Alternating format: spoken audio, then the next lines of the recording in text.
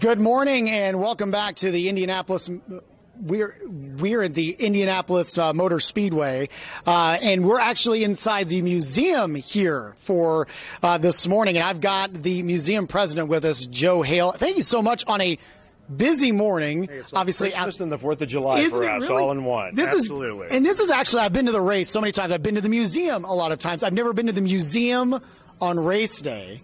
But there's a lot of people that are roaming through here. Well, yesterday we set record attendance, a new attendance record yesterday. So we hope we're going to do well today. We're going to be really busy until when the race starts, right.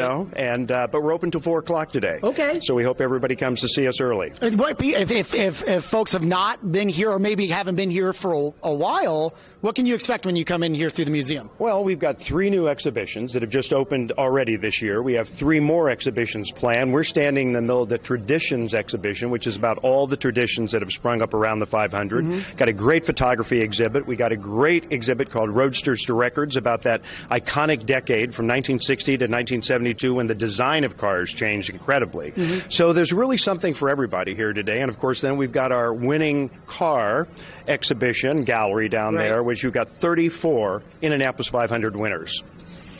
Is it always, as the president, and you walk in here every day on maybe a non-race day, you can just soak it all in, but the realization when you walk in here that the inside of the museum is going to change after there's another winner here today, right? Absolutely. I feel like I've got a pinch me job, right. I really do. And we're making history every year. Our job is to kind of create preserve the history of the epic drama of the 500. And that's really what we're trying to do in all the exhibitions that we have here. It's a wonderful place. If you have not tried it out, I know you don't do them today, but the bus tour is also included with coming to the museum. Absolutely. Right. We have Kiss the Bricks tours where you take a lap around the track, get off at the yard of bricks, kiss the bricks. And the other very cool thing, it's new here, we have the basement collection. Now, we're standing right now on top of some of the most valuable cars in the world. This has never been open to the public until about 6 months ago. Okay. But now we've got the basement collection. It's sold out today, unfortunately, but we're open 363 days of the year. That's right. So any other day, anyone can come in and book that tour. It's really cool. Well, I appreciate your time, Joe. I know you're a very busy man. I'm glad that you kind of led me into this. We call it segue in the television business because you allowed my colleague, Cody Adams, to go down to the basement and to see a little bit of what you could see in that special basement tour. A little bit, because cameras aren't normally allowed. That's right, but you had made a special exception, just a little bit, a little teaser. He's got the story. We're going to show you to you now. The Indianapolis Motor Speedway Museum is full of all kinds of history. Race fans of all ages can come and find something that they truly love and enjoy, cars from every generation. But what if I told you it's not even the best stuff? No, for that, we have to go to the basement.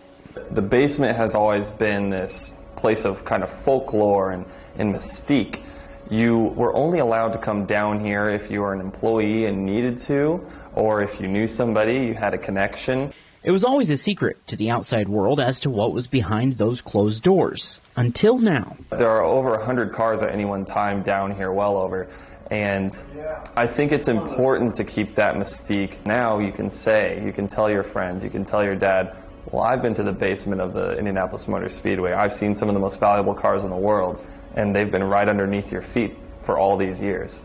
The folklore and mystery remains. Photos and video are not allowed in the basement. Even I was only allowed to video certain things. We actually make people leave their cell phones at the door, so that's another way that it maintains its mystique is there aren't any pictures coming out from down here. There are cars from literally every generation. Some of them race cars, some of them not. But trust me, all of them are a sight to see. Right when you walk in, you are greeted by 2 of arguably the most valuable cars in the entire world that just sit beneath the basement, and it's their home. And we've created a special display for those 2 vehicles as well. Being around all that history is an eerie feeling. It's almost hard to believe the basement collection has been there the entire time. Walking through, you just get this sense of the history. It almost feels like you're walking among the ghosts of the Speedway. Seeing the cars up close and personal transports you to a time when those ghosts were alive. You can swear that you almost hear the cars running and what they sounded like back in the day on the track. So yeah, it's a very special place. you can actually see the basement collection. For just $150, you get the VIP tour through all of the archives to see every piece of history they have in the basement of the museum. Reporting from the museum, Cody Adams, Wish TV, wishtv.com, and follow us on Facebook. Oh, wonderful package, and something that looks so cool just to see at the basement. We're back here, not in the basement, at the Indianapolis Motor Speedway Museum. This, what you're looking at, you would usually see the BorgWarner Trophy, right, where the winner gets their face located on. We were fortunate enough, as we were waiting here for Joe Hale to come in, they moved the trophy out. We've got some video of you here. Kevin was hard at work as they were making its way out of the museum, and it's making its way to the front stretch and awaiting. Will it be a new face? Will it be another face, maybe a four-time winner that been on there for a fifth time with Castroneves? We will find out in probably about 7, 8, 9, 10 hours. So it's going to be a very exciting day here. But again, museum open until 4 o'clock, so you can check it out here if you're getting ready to make your way out to the track. And it's a really cool place if you take pride in anything Indianapolis 500 and the Indianapolis Motor Speedway. We have much more Daybreak Race Day with much more interviews and what's going on here coming up after the break. Stay with us.